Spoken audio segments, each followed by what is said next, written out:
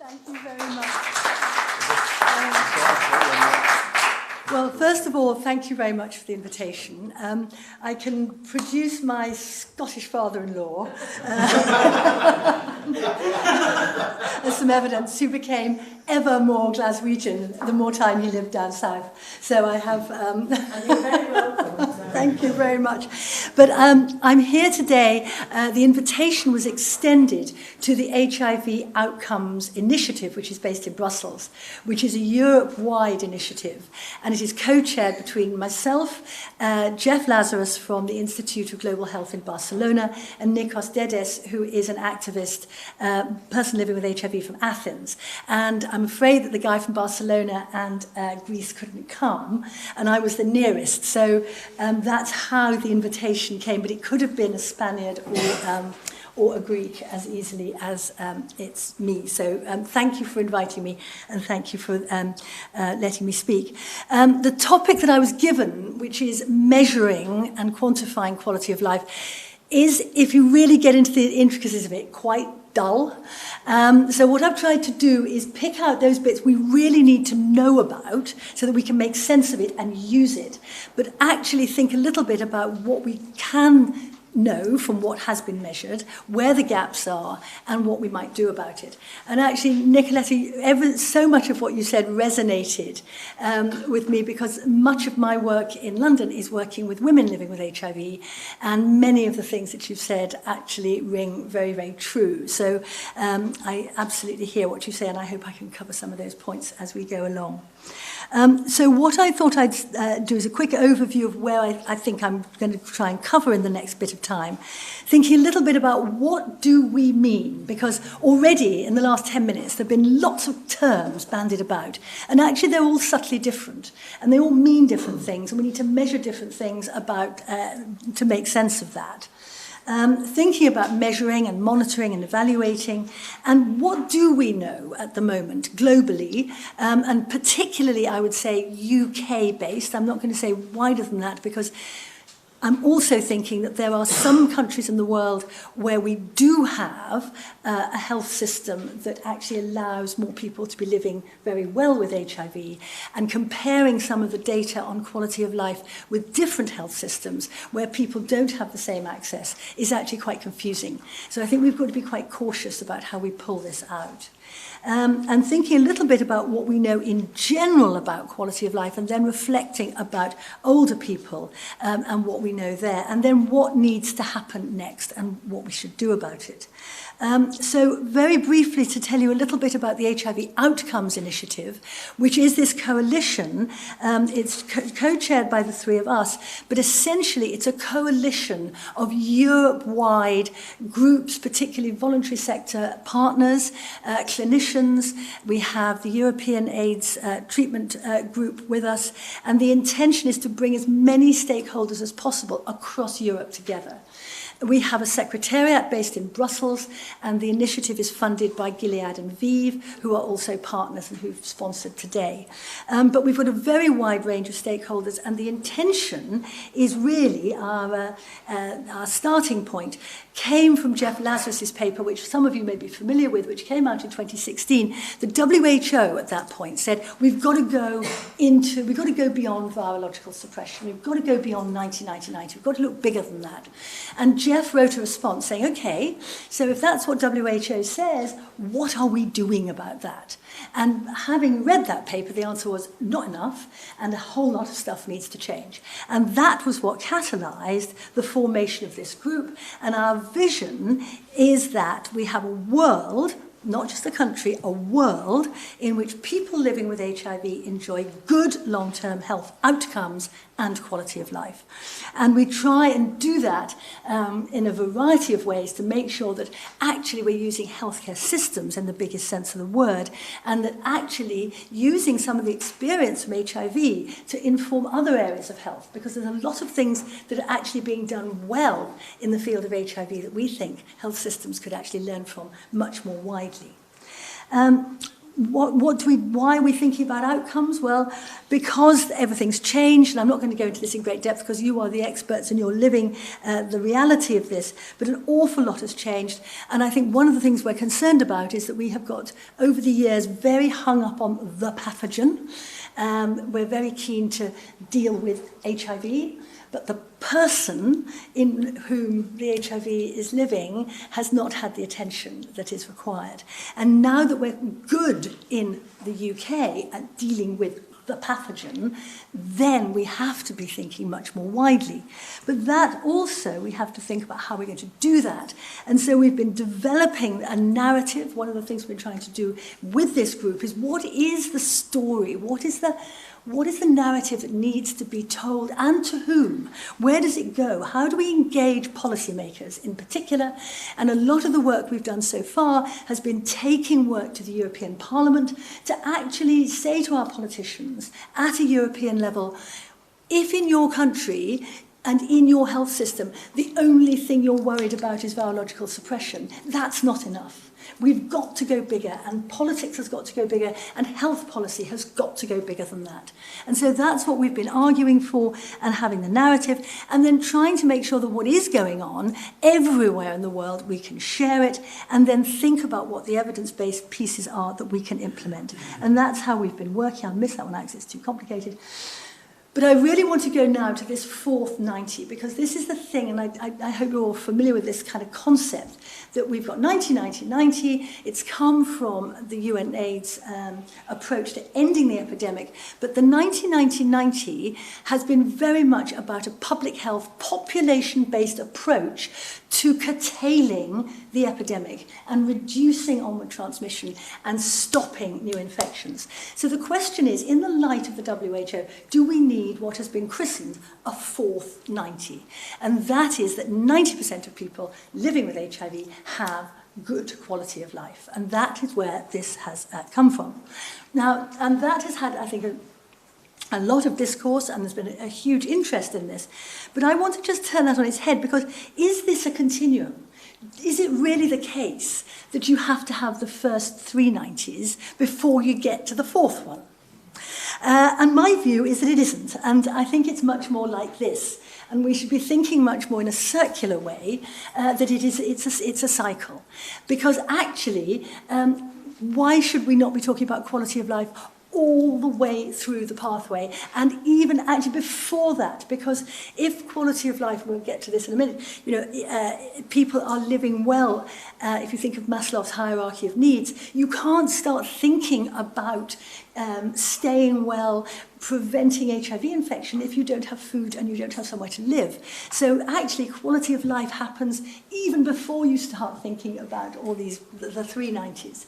So this is a diagram from Megan Call, who I know is coming to one of the other seminars, but I think it says it very clearly. And also, if people living with HIV have a good quality of life, then the incentive to be out there, and for people who haven't tested or are frightened of HIV, then actually you get a virtuous circle, because there's a whole raft of things that can happen if that fourth 90, if you like, is put into a circle rather than a straight line. So I think if we can try and hold that diagram in our heads, it may help us think about what we're doing. Now, I also just want to clarify some terms, because I think we can get terribly muddled if we're not careful. So we, in the field of HIV, talk about older people. And we talk about people being older as being over 50. Now, I already feel not just old, but geriatric when we start talking about that. And so we have got, because we've been used to having a very young, a relatively young population. Now, if you talk to the care of the elderly teams, they look at us as if we're bonkers. They say, 50? Well, no, hang on. We're starting to talk. So we've already got a disconnect between the medical systems around older people and what we see as older in HIV. So we need to just think, what do we mean by old? And it isn't necessarily the same. So the services for older people don't start at the same time as the services for older people with HIV, if you like. We talk about aging.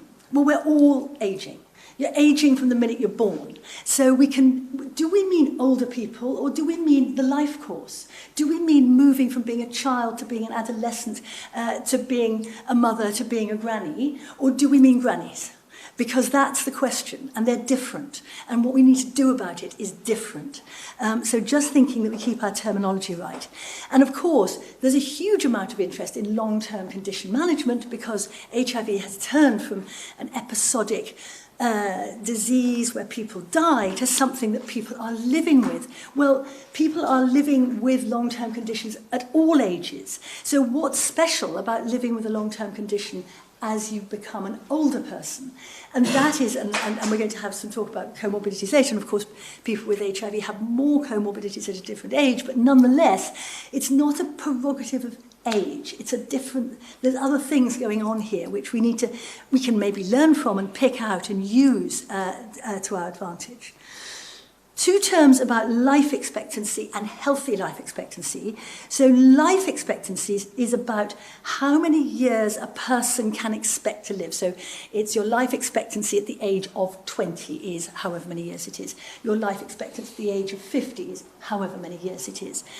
But there's also a thing called healthy life expectancy, which seems to me to be a rather more relevant term, because it isn't just about staying alive, which of course is very important, but it's about staying alive and living well, and not being ill when you're alive. So if the terminology around healthy life expectancy is what we could use, and it's not used nearly as much as life expectancy, that is maybe giving us a clearer idea of what we want. So picking out the terminology, let's talk about that rather than just length of life, but how people are doing.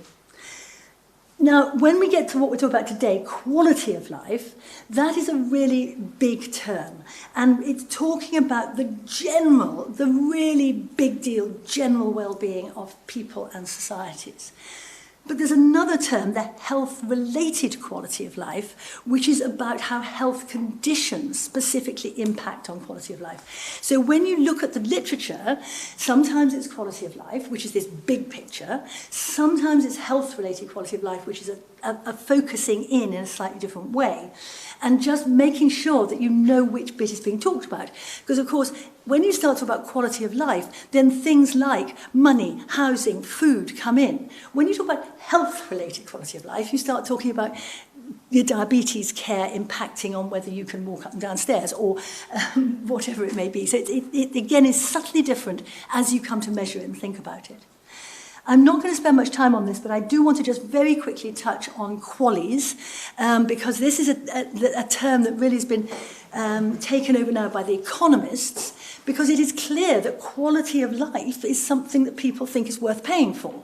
And so when interventions are being assessed as to being whether politicians are going to let us fund them or not, or have them or not, QALYs sometimes come into it. How many QALY years are you going to get out of intervention A versus intervention B? And if you go back to some of the PrEP discussions, is it cost effective? What's the quality indicator? How much does it cost? And one QALY equates to 1 year in perfect health. Now, there's huge debates about QALYs. Are they valid? Do they work? Do they measure the right thing? And I think we've got to be very, very careful about them.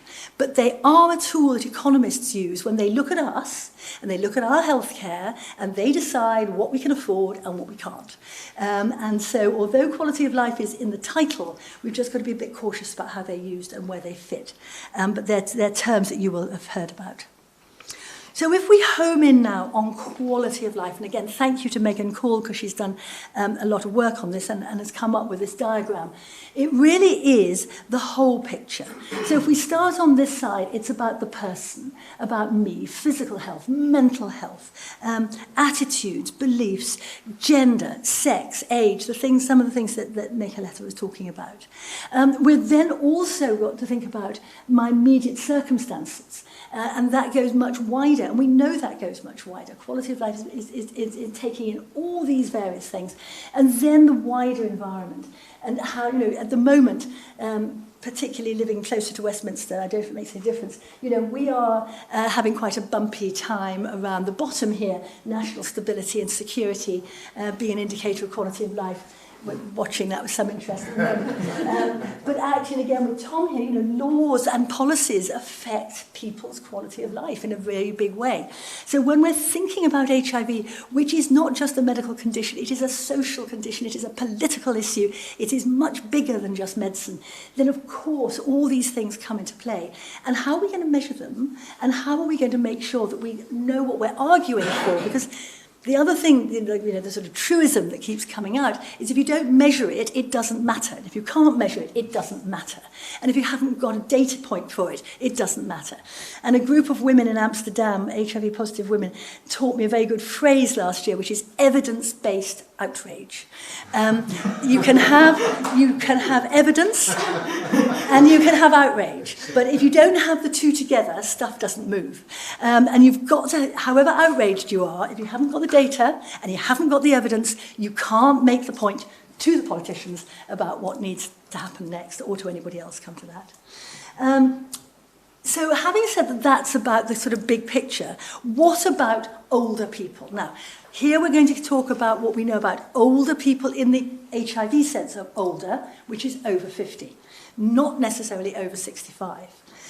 And so it's really quite complicated. There's been a number of studies that have been done, and Nathan's mentioned those, and it's really quite complicated. And a lot of it, and again, this is data from European countries, it's conflicting. In one country it's this, in one country it's that. Now, is that surprising? Not particularly, because a lot of other things are different in those environments. But the Swiss have said that, social support correlates well with quality of life outcomes amongst older people. The study that I was involved in, the UK Hall study, which I'll tell you a bit more about later, again goes exactly to Nicoletta's point. People who are not on benefits and have got a partner, guess what? Their quality of life is better. And it isn't, and you would probably find that if you took HIV out of the equation as well. So you've got to think about that. In some studies, older age has been associated with better mental health. In some studies, it hasn't. It depends what you measure. It depends what you look at. And a big study that was done in the UK, and I'm going to put my hand up here and say, I think it was in England, not the UK. There was no impact on age on quality of life. It didn't seem to be any different whether you were older or younger. So there's a lot of conflicting data out there. But a lot of it is about how it's being measured and what's going on. So to come to what Nathan asked me to talk about, how you measure it, there are different tools, different scores, different approaches to how you do it. And I've put up the three commonest ones because they're the data sets, if you like, that most of the studies are done with. So the first one is the Euroqual, and these are all questionnaire-based tools that you tick the boxes. The thing about Euroqual is it's very good for health-related quality of life. It's a thing that's used in the NHS, it's a thing that's used in cancer, it's used in diabetes, and so it gives you comparable data for health issues, okay? Now, the WHO quality of life is not specific to health-related quality of life, it's much bigger. And so it's quite difficult if one study's looked at that data set to compare it with another data set that's used the Euroqual. Because although they're sort of measuring the same things, they're not the same technique. And WHO have now modified their general one to make a specific HIV-related one, which is being used more commonly. But again, if you want to know how HIV as a health condition is upsetting quality of life or not, you might use the first one. If you want to know about people living with HIV in the generality and the round, you would probably go for the second one, if that makes any sense. Now, the Australians have just produced the third one, which looks on paper really good, but at the moment it's only in Australia, and we haven't got comparators across other areas. But it would be really interesting to see what comes out of that and if we can compare across. So the Euroqual, again, you've got to think, well, how does this work? Because they're mostly in English, they're nearly all tick boxes, they're nearly all about asking people about their mobility, self-care, usual activities, pain, discomfort, and a little bit about mental health. And so people are being asked to fill those in, and of course, if you're not very good at filling in questionnaires, you have to think how you're going to do that. So quite a lot of the data that comes out of these things can be a bit skewed, and methodologically you've got to be quite careful about where it's coming from. But using that data set, very quickly, I was going to touch on a couple of studies in particular.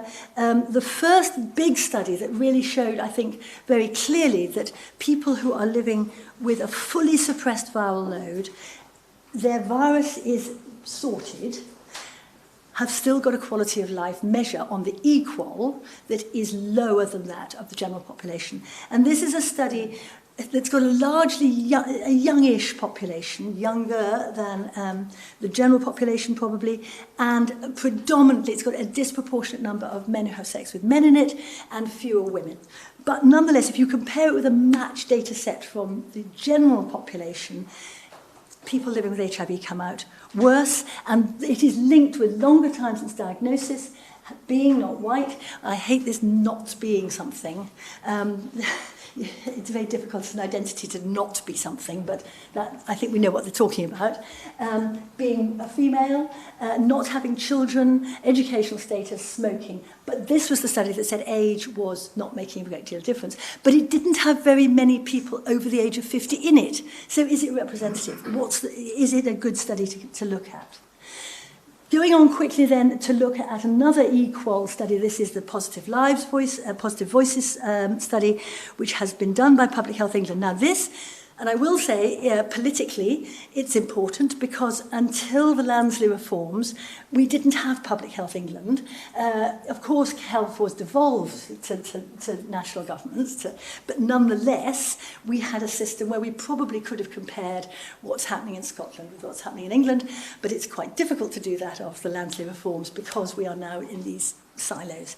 But Public Health England has looked at this data, 4,000 people, and again, it's a very good sample because it's a randomized sample taken from people who attend clinical services, and they have been very carefully randomized, and so it is a sample that should represent the people that are turning up in clinic, not the people that answer questionnaires or the people who happen to go online and tick the boxes. This should be a properly standardized question. And 4,700 people looked at this, and I'm just very quickly going to touch on this because otherwise we'll run out of time. But the things that were looked at, mobility, self-care, managing usual activities, having pain, having discomfort, anxiety and depression, and on the scale, people ticking whether they're okay, have a bit of a problem, a lot of a problem, or a hell of a problem, I guess 1 to 5, and that comes out. So the things that really stick out, pain and discomfort, and anxiety and depression, which will come as no surprise to anybody sitting in this room. But to have the data in this form from a randomized, properly selected sample gives it a power that it doesn't have if it's just us sitting in a room going, you know what, I feel a bit peaky and I'm a bit achy today. So it's really important that we've got that. But then if you start to think about that, and you think about that compared to the UK general population, which is what Megan's done here, and the blue bars are what's happening in the general population, and in particular, once again, anxiety and depression, 24% of the general population say they've got a problem, but 50% of people living with HIV said they had a problem. So we've really got, it's giving us a very clear steer about what's happening to people's mental health, which is really important to thinking about how we're going to take that forward. And the other thing that this survey looked at was it asked people about their needs and whether they're being met by services. Now, this is not the same as quality of life, but my goodness, if your needs aren't being met, it's jolly hard for your life to be in a good place. So the questions that she had a whole raft of needs. So HIV-related needs are, are you seeing the right doctor? Do you get your anti-rets? Do you have your CD4 count done? The basic stuff. And as one would expect, 83% of people said that their needs were being met. And I think we would all agree that actually on the whole, we're really lucky we've got very high quality HIV services. But other health-related needs, yikes. Then already, there were 51% of people said those needs weren't being met. And then you go to this much wider determinant of well-being and quality of life. 71% of people said they had an unmet need. Now, these are people randomly selected across the country, England, and that's the data point. Now, that's a really worrying figure and tells us a lot about the need of what we've got to do. But that was general. That was HIV in general. But what do we know about older people, over 50s? And very quickly to touch on a study that I was a collaborator on, the Hall study, HIV in Later Life. It was led by, from Kiel University by a social scientist, a gerontologist, Dana Rosenfeld. And we looked to try and see what is actually happening to older people, but actually thinking about older people in two categories, because we all know that there are people who are living with HIV now who have lived with HIV for many years and have been through what we went through in the 80s and the 90s, and people have lost people and their lives are different. And then there are people who have acquired HIV in later life and have not necessarily lost a cohort of friends and partners and lovers in that time. And so it is likely that the experiences of those groups of over 50s is going to be different. And so we tried to make sure that we'd matched our sample to look at the experiences of people who lived with HIV for a very long time compared with people who were older and had relatively recently acquired it. And we had 10 years as our kind of cut-off point at that point. And we used the WHO tool there, and that's important because we were looking bigger. We wanted to look bigger than just the health-related bits. And we did, because we were lucky enough to have a very experienced social scientist working with us, we were looking at life histories, we were looking at life concerns, we were looking at the relationships between social support, mental health, quality of life. We were interviewing people, we sampled, and again, I'm afraid we did this in London, because we were limited with resources and budget. It came from the MRC, but we only had enough money for somebody to go on the bus between two clinics rather than between two cities. And so we looked at the Chelsea and Westminster and at Homerton. But we tried to make sure we had a good distribution of people across all the population groups. And we found that a lot of people in that study, a significant majority of people in that study, told us that actually overall life wasn't too bad. They were getting on okay, thank you. And, taking the point you made earlier, yes, there was a lot of good stuff actually happening. But the people who spoke most strongly, again, going back to Nicolette's point, being a man was very strongly associated with having a higher quality of life, being in a relationship, being in employment, not being on benefits, higher level of education, being diagnosed later. And the things that people found were correlated with poor quality of life, memory difficulties, and again, the high anxiety and depression score. So it comes back again to this mental health issue and thinking about the wider picture of the population piece. So if we say we're going to measure quality of life in a certain way, we've now, I think, disentangled it. And I sort of think of it a bit like an electric cable. You're measuring what sort of cable you've got, but inside the cable, you've got a live wire and a brown wire and a red wire and a green wire, all of which are representing mental health and all these other things. How do we measure those? Are we doing that properly? Because even if we get an overarching thing about quality of life, what do we know about mental health? And I know we're coming on in a minute to comorbidities, and there's a whole raft of things there. But this opens another can of worms about what you measure, how you measure, and how do we collect that data. So I'm going to come back very quickly to the HIV outcomes, because we've done a piece of work on this. And what we did was a questionnaire to 6 countries in Europe, saying, what do you collect? What do you know about your population of people living with HIV? And we asked them not just what they do measure, but what they could measure without turning themselves completely upside down and having a complete meltdown. What is possible? And they're quite good overall on comorbidities. Medical stuff, people are quite good at capturing. However, 5 of the 6 could probably, they weren't doing it, but could probably report on cause of death, which is a bit worrying because we know fewer people are dying of AIDS, they're dying of plenty of other things. 2 countries could probably tell you about why people are being admitted to hospital, which isn't great. Only 3 countries said they had the capacity to report on quality of life, not that they were reporting. 2 could tell you about people who are denied health services, And nobody seemed to have a mechanism for monitoring psychosocial service provision. So this is, and again, it's a national survey. The UK was not one of the countries. It was Estonia, Italy, the Netherlands, Slovenia, Sweden, and Turkey. But nonetheless, it's a kind of overview of what's happening in Europe. And we haven't got it, we're not looking at those things that we've been talking about earlier that seem to matter.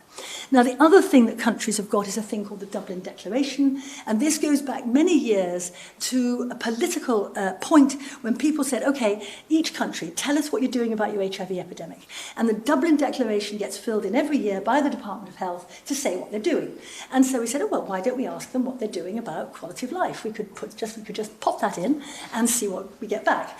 And we find that the countries are, all political departments of health have got questions about, can you supply antiretroviral drugs? Yes, no. Do you measure viral load? Yes, no. Do you provide treatment free? But almost nobody is asking about health-related quality of life. However, it's with great pride that the National AIDS Trust, I think, have been working on reviewing the Dublin Declaration and has now got some extra questions in it, which I think are going to be monitored this time round, to actually just ask, do you monitor health-related quality of life? And if you do, which tool do you use? Because it matters. Are you just looking at the health bit, or are you looking at everything? What are you doing with that? And are you comparing it to anybody else, or or if you're doing it at all? And when did you last do it? So that is, the UK government is being asked that question as we speak. I don't know if it's going separately to the Scottish government. I'd have to find out about that. So that's about finding out what's going on. What do we know about what works for older people living with HIV for quality of life? So not much is the answer. There was a systematic review of 28 studies looking at everybody who was on antiretrovirals with undetectable viral load, interventions to try and improve quality of life, peer support, mental health. And actually, if you go back to those 28 studies, methodologically, they're not great. You can't compare across. And actually, there's almost nothing that comes out of that as being particularly helpful or useful. So, the HIV Outcomes Initiative, we've done a variety of stakeholder events, we've had a number of consultations, and we've come up with some recommendations about what we think might help. And so we have, on the basis of these particular consultations, we've come up with the recommendations which we put out in actually 2017, that if we're going to get the quality of life piece right, it's got to be about being integrated, it's got to be about monitoring and having those things in place so that we can do that. We've got to have some studies. I'm afraid we've got to have some cohort studies to see what's going on. Stigma, discrimination, which we've been talking about, and the community being absolutely central to whatever's happening and whatever's going on. And we presented those to the European Parliament, and the European Commissioner came, was interested, and we were very pleased to have a warm response from that. We've now set up as well a compendium, what we call a compendium of good practices, where we're asking people who are doing things that are working or appearing to work to put them into a big database, which again, it sounds very like what you're doing. But this is something we're putting on our HIV Outcomes website, and it matches, the WHO have got a more generic one, but there's now a real move to try and collect. So actually one thing just that came up, one of the things that's in there is the PRIME study, which is the impact of menopause on women living with HIV, and that study was done at UCL with women living with HIV going through the menopause as peer researchers, and that's in there. So you can look that up if that's a gap. And it's hoping that that will inspire and support people. It complements the WHO and trying to think about, women's health, digital health, the whole piece about older people and what might work. So, to conclude, and it isn't just about how do we measure it, but it seems to me that if we're going to get this right, not only for older people, but for everybody, and in particular for people with multimorbidity and all the other things that I think we're going to hear a bit more about, we probably need a new paradigm. Just saying, oh, undetectable viral load, good CD4 count, thanks a lot, good, see you in 6 months, is not enough. We've got to move on. It's got to have outcomes that deliver quality of life absolutely at the centre of the paradigm. And from what I've said so far, it's got to be a whole system approach. We've got to go beyond health and social care. And even if we're just sticking with health and social care, it's got to be the whole piece, because we need to make sure that the specialists, the GPs, the social care, the allied health professionals, the community sector, peer support, are all joined up with the same strategic aims, and that we're all working together to the same aim, which I think is really important. And we've got to go beyond the health system. It's still got to be, the health system, of course, is central and really important. But actually, unless we link that up with financial security, housing, food security, and the appropriate social and peer support, so there should be another E in there, we're not going to move the dial on the quality of life piece. Great to hear the Chancellor saying we're at the end of austerity, because actually if you start to think about what that austerity patch has done to HIV in our 4 countries, it's shocking. However, we've got to have the political will to tackle this, because actually if we don't deal with the structural disadvantage, because those are the disadvantages that not only make people vulnerable to HIV, but to poor health outcomes in general. And of course, if you're living with HIV, it's another layer on top of all the other things that are going on. We've got to get that sorted out. And of course, sorting out the discriminations and the difficulties that marginalised communities who are at even higher risk of HIV are already facing. And we're not going to get to the quality of life answer unless these things are done. And I'm afraid, Tom, it's a political problem. Thank you very much.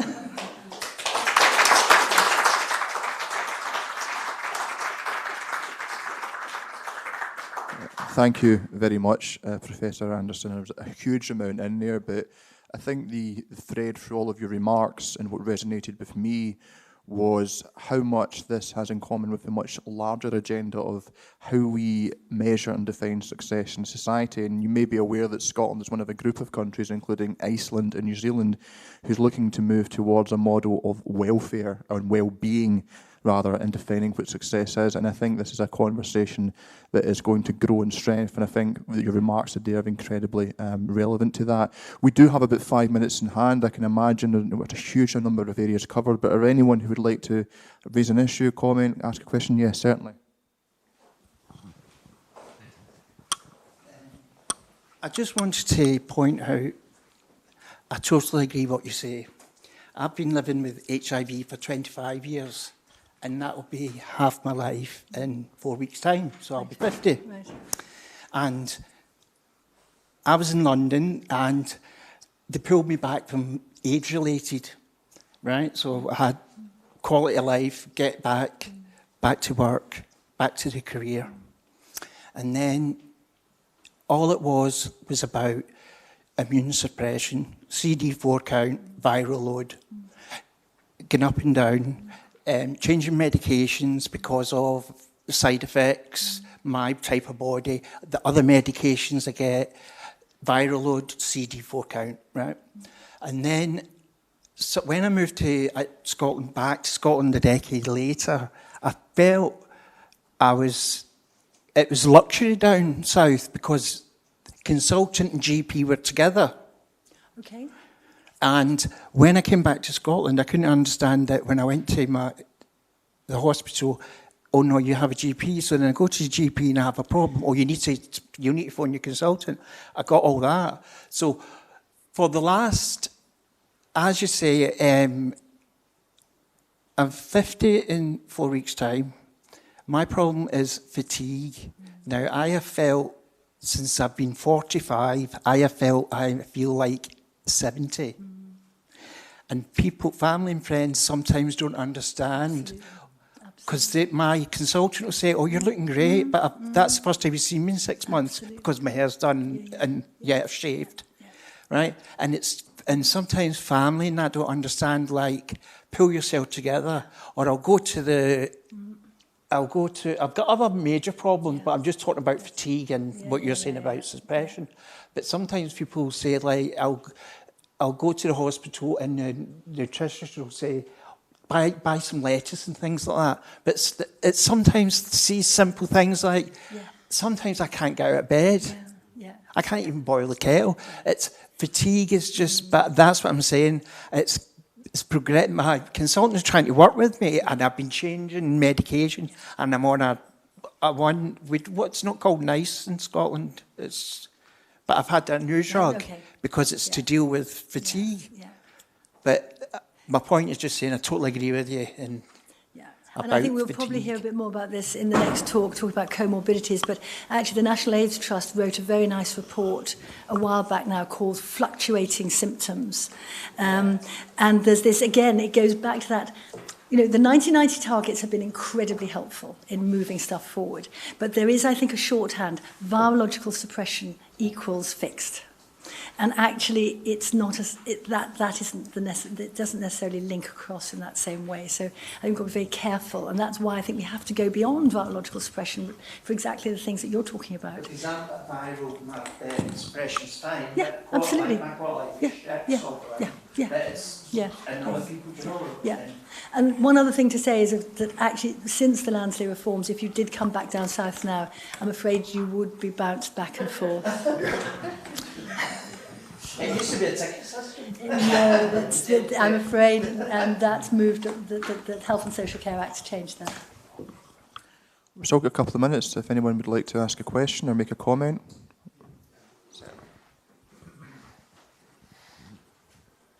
Hi, Jane. First of all, fantastic lecture. Thank you very much. I just wondered, has anybody in Europe got it right yet? Has anybody based any of their services on the studies that are currently around there? Is any country getting it right at the moment with their services? So this is what the next stage. So what we've done is we've taken those recommendations and we've tried implementing them. And last year we took them to Italy and to Sweden. And there's definitely a move there. Italy has now got a thing called the White Book, which is a manual for the wider aspects of HIV. And they've been trying to implement that set of recommendations, and the same in Sweden. And we thought Sweden would be a very good country to try because they've been a 90-90-90 country first in the world. So therefore, they should be ready for that next bit. It's really interesting, and the feedback we're getting is it's not as easy as it looks. And if we think about this country, we've got the British HIV Association Standards of Care, which have just come out. But again, they are not necessarily merged into the service specification in a way that's going to help. So the next thing is that NHS England, and I don't know about NHS Scotland, sorry, has set up a working party to look at how we do the new standards and long-term condition management within the service specification. But unless you can get it into those commissioning levers, I think it's going to be quite difficult. Yeah. Thank you. And actually for Scotland, we're going to be discussing that tomorrow at our advisory network about how the standards of care fit into the new Scottish Government's framework. So,